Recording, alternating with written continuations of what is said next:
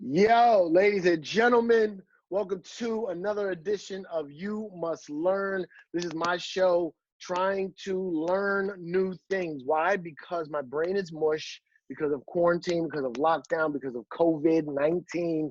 And I took a month off of just my brain just not working. And now I want to get back to learning. Okay, if we can't work, then I want to learn. I want to learn new things. Today, I'm going to speak to an expert on running. She's a comedian. She's a friend of mine.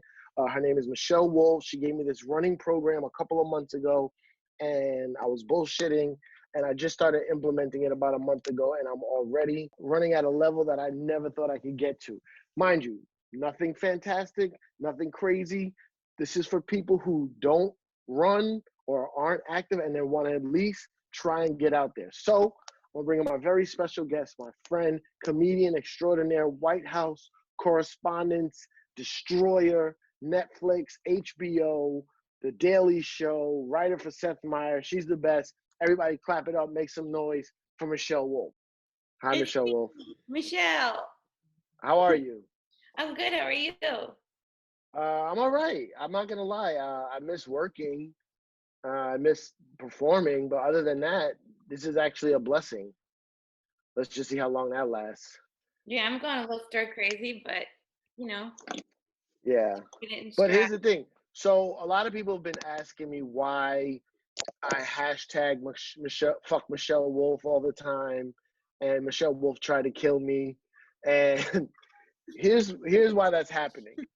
My mentor, Funkmaster Flex, who's a very popular radio DJ in hip hop. You know what that is, right? I know really well.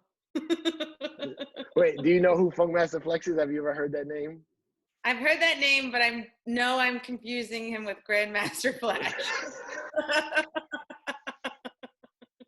Well, Funkmaster Flex is my mentor for years and years, and he has this thing he does where he creates enemies. Mm-hmm. And sometimes it's really a person that's an enemy, but he puts them in his mind on this heavy enemy path so that he can beat them. So that's how he motivates himself to do things. So I've decided to make you my enemy in this quest. Not the person to be an enemy. But I seriously, sincerely want to thank you because you have helped me so much with this running plan you put me on. And mind you, you gave me this plan months ago before all of this happened, and I wasn't doing it. Mm-hmm. I would do it once here, once there, but now I'm so into, like, I look forward to going running. That is a very strange thing for me. That's the key. Very strange. Have you gotten to the point yet where it doesn't feel like your day's finished unless you run? Yes, like I ran. I usually run 2 days and then take a day off. Before today, I ran today. I ran 3 days in a row and wasn't, I mean, it's still hard, but I wasn't dying. And then I took a day off, and like 5, 6 o'clock, I was like, I could go run right now. Like, I don't have to take this day off. Yeah. You know? And then so today, so here's the plan. Basically, this is for people who are not runners, who want to try to start getting healthy, which is like how I am. Yeah, not runners and not overly active in general. Correct. So I think the biggest mistake people make with running is when they're starting to do it is that they think they have to run the whole time and they think they have to be fast, which neither are true.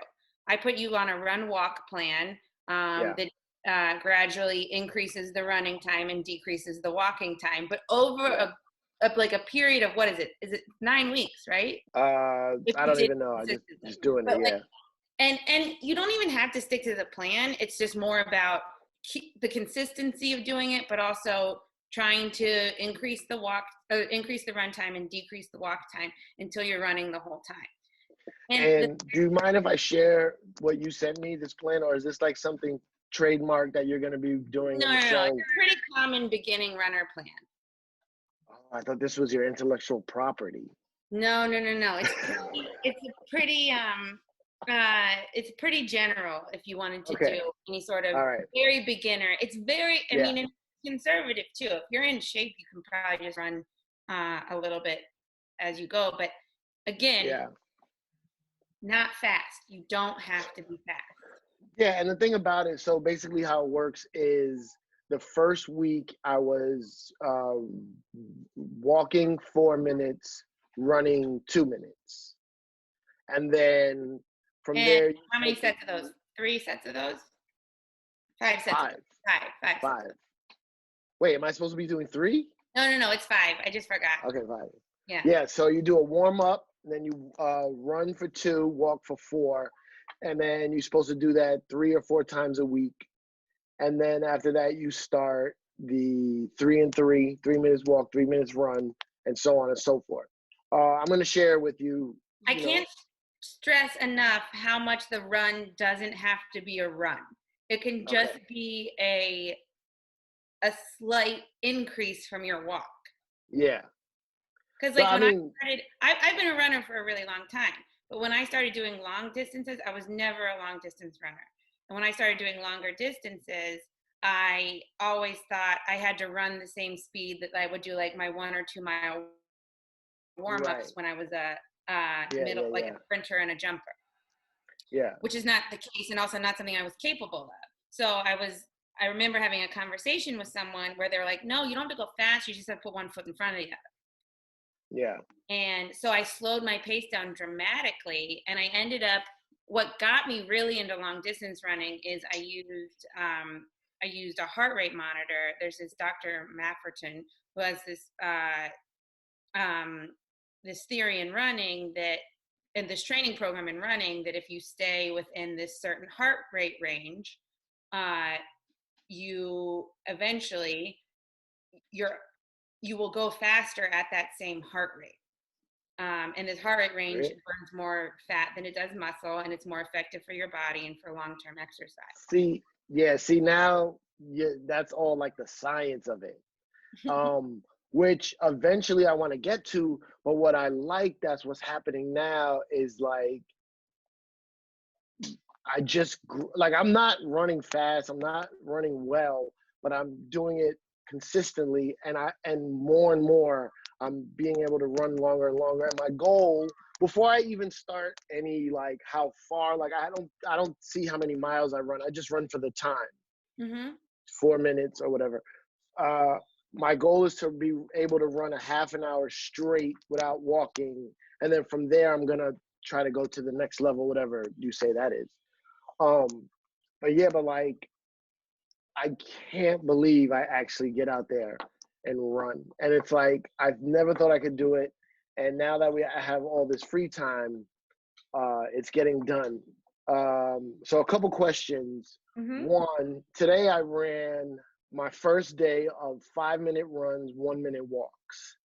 And what happened was the first 3 were hard, 5 minutes, and then I walked for a minute, and that minute went like that, and then I had to run again. But the last 2 seemed to get easier. What is that about?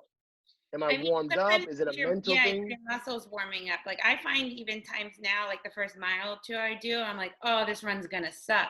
And then I get to mile 3 and I'm like, oh, no, I'm good now. That's crazy.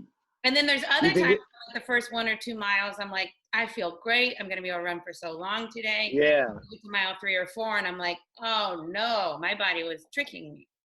Yeah. So, I mean, like, I don't do a lot of the stuff that you're supposed to do. Like, I don't do a proper warm up or cool down. And, but the speed I run at, I don't really need to.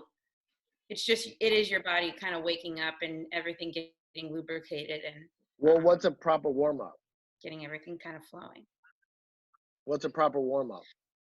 I mean, a lot of people will do some drills, not really too much stretching, but some like kind of mobility drills, and then like they might ease into their run. So like, but I'm talking about people that are already, running a bunch of miles. They might do like an easy first 5 minutes, and then kind of ramp up their speed and get into the actual pace that they want to do that run for. But I don't do that, and I've never done that. Yeah, I just get out there and just try to do it. It's more than I've ever done, so I'm happy about that. But I'm gonna share all the information, and I would love for people to learn what I learned in the last month or so and get going. Also, what I do is I listen to music my first 3 cycles, and then the last 2 I listen to. Do you know who David Goggins is? No. David Goggins is this guy. He was like a Navy SEAL, and he went through like Hell Week 3 times because for whatever reason something happened. And he's like this guy that runs like 250 miles now. He's like supposed to be like the toughest man in America, and he has all these motivational things on YouTube. And I just chopped them up and made them audio, and I just have them on my phone on shuffle. And then the ones on YouTube have like this string orchestra music behind it, and it's like building up, and he's like, don't give up, stay hard. And then I just start but it helps a lot having him. And then I also put like Will Smith motivation in my ear. Do you know what I do when I'm like really struggling? I say to myself, if you don't finish this mile, you'll never do anything. You'll never write another joke. I really bully myself when I run. Like, you just say that to yourself. If there's a goal I'm working towards, I'm like, if you don't finish this mile, that's never going to happen. If you can't do this, how do you expect to do that? Do anything, Yeah, I really like, and that's not motivation that works for everybody. Some people need to be like kinder. So you like dysfunction? Yeah. I mean, you like hearing your dad's voice telling you you're nobody. No, but it is completely from me. It's not something that like is a childhood thing where I was like raised like that or anything. It's always been me to be like, no. If you can't do this, how do you expect to do anything? Well, I'm gonna tell you right now, Michelle, I feel on top of the world. Where today I went out and I was like, okay, I was gonna try to cheat and do 5-minute runs, 2-minute walks. And I was like, stop being a bitch. Just do the 1-minute walk. And then by the end, I reached the end of my last 5 minutes and I ran another minute and a half. Well, one of the things that people always say, they're always like, when, I talk about running at all, which first of all, welcome to the Insufferable Club. You're now one of us who talks about running and every day. And it's really, people that talk about running is insufferable. It's like, imagine being a runner. The fact that you have to do it every day is insufferable. I'm annoyed that I'm a runner. But the other part is, what was I going to say? My brain is mush as well. I think the biggest mistake people make when they start running, and it's the reason why when a lot of people, you talk about running, they're like, well, what about your knees? I'm like, well, my knees are fine. They always have been, but like, I'm also, I don't push myself. I think a lot of people, when they first start, they push themselves too hard. They try to go too fast and too long, and they end up getting injured. And also, like, you have to pay attention to your form, and you have to pay attention to your body and what it's telling you. Like yesterday, I was going to go out for a 10K, but my hamstring was really tight and kind of just like bothersome. So I was like, you know what, I'll do a 5K, make it kind of a short day. But other times, are those Ks 17.5? Sorry. That's a hip hop reference. You won't get it. I go for 3 stacks and look at me learning hip hop. That was the new song by Jay Electronica. I always say this, and I say this to people that I'm trying to get to run, is that it's really hard sometimes to get yourself out for a run, but I've never once regretted it once it's done. Yes, that's the key. Always made my day better. It took me a couple of weeks to really get to that point, but now it's like, I know it's going to be hard, but I look forward to it, which is, again, very strange for me to say. I think you could do a marathon next summer. Here's the deal. Be careful, because the first time I really started doing this, I went out for a run. I came back. I felt very dizzy and had to go to the emergency room, which is not fun. How dizzy did you feel? Okay. I came home. I took my shoes off, and it felt the kind of dizzy, like, I don't know if this ever happens to you, but you know when you get up too fast or you Yeah. try to lift something up like a heavy box, and you feel like a little whoa, you get like a little woozy for a second, but then it Yeah. goes away like that. It never went away. Oh. So I stood up and I was like, oh, and I like stumbled and I was like, whoa, okay, let me drink some water. And I had like an orange. Maybe, I don't know, maybe I'm pre-diabetic. And then I took a shower. In my mind, I was like, I might have to go to the emergency room, but I don't want to go dirty, so I'm gonna take a shower. And then I took a shower, and when I got out, almost got out of when I was about to get out of the shower, I kind of got woozy again. And I was like, oh, I need to, like, it was like a balance thing. Yeah. Like I was like, whoa, and I kind of slipped. And so I immediately thought I was having a stroke. And then I looked up stroke symptoms, and one of them was dizziness, but that was the only one I had. Yeah. But You go like this with your hands and they both raised up. That's a pretty good sign that you don't have a stroke. oh no, I didn't. No. And then it was like droopy face, so I was looking in the mirror. I was like, Yeah, your face kind and of then naturally, your eyes I kind of know it's naturally anyway. droopy. And then I didn't want to risk it because of our friend Keith Robinson, who is a comedian who Yeah, suffered a stroke, and his whole right side is just, or left side. Which side is out of commission? His right side. right side. So I called my friend that works at an emergency room, and she told me to just come in. And then this was the start of Corona. This is when it was like just getting serious. Mm-hmm. None of the lockdown stuff had happened yet, or it was just starting to get. And I went to the hospital, and it was weird. There was a lot of people. I had to put on a mask right away, and there was like a whole separate section for Corona symptoms. But it was fine. I haven't felt that way ever again. Wait, what did you say it was? Didn't you have like an earache or something? Ear infection? He said it was. The doctors said it was not 100%. He's like, you're not having a stroke, which is what you seem to be worried about, because I asked everybody, am I having a stroke? Am I having a stroke? Because it's not a stroke. He's like, it's probably an inner ear infection. You have to go see your regular doctor, which I haven't gone yet because of all this crazy shit. Yeah, But and probably went away on its own. yeah, I just wanted to make sure I wasn't having a stroke. Once he said it wasn't a stroke, I was like, can I leave now? And they're like, well, let's just run some tests. I was like, fine. And then another time I was running, when I was at my 4-minute run, 2-minute walks, I went an extra minute, and I hit a crack in the sidewalk and fell flat on my face on the sidewalk in front of people. It's one of my biggest fears.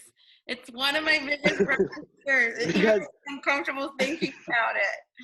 Because I'm just trying to move a little faster than I normally do. My feet are not going that high. They're just like, Yeah. and I went back the next day and saw exactly where it was, and I was like, I'm not gonna let this defeat me. And I saw the little crack in the sidewalk sticking up. I literally fell straight on my face. My knees were scraped up. My face right here. I was like, oh. That is one of my biggest fears. It's one of my biggest fears. It makes me terrified. Like one time when I'm trail running, I trip all the time. I mean, I catch myself for the most part, but then it like your hamstrings. But when I'm when I was running in the city once, and there was like a little curb, and I just didn't see it, and I like almost face planted like into the bicycle lane. Yeah, that's the part that will make you not want to do it. But I was listening to David Goggins, and he was literally like, get back up. Who's going to carry the boats? You do this and live it up. I was like, yeah, you're right. He's giving like Navy SEAL encouragement. Who's going to carry the boats? That's it. Yeah, it's Navy SEAL shit. Who's going to carry the boats? I'd be like, I don't know, the boat guy? Wait, I'm the boat guy? He's the boat guy. Well, Michelle, thank you so much for being on today's episode of You Must Learn. Hopefully a lot of people get something out of this. Go out there, go for a run, just start. 4-minute walk, 2-minute run, and I'm telling you, I am 100% the example of that. It could be done because I do not move whatsoever, and now I look forward to running. I might try it 2 a day. Careful, don't push yourself too hard. I don't want you to get hurt. You're right. I'm gonna watch Blue Bloods instead. Slow and steady. All right, Michelle. Thanks. I'll see you soon. Hopefully. Bye, I miss you so much. Yeah, I miss you too, man. Mind you, we were supposed to go on tour and do all these shows together. This is the worst birthday ever. We'll do them. Well, they're all getting rescheduled. My birthday? No, the shows. Your birthday will happen. All right. All right. See you next time on You Must Learn. Oh, do you know You Must Learn is a song too? It's a hip hop song by KRS-One. What song? What is You it? Must Learn. You Must Learn? You Must Learn. Where did I hear KSR-One lately? Because you're friends with D Nice and he used to be in the group with him. Yes, that's correct. Okay, bye. Bye.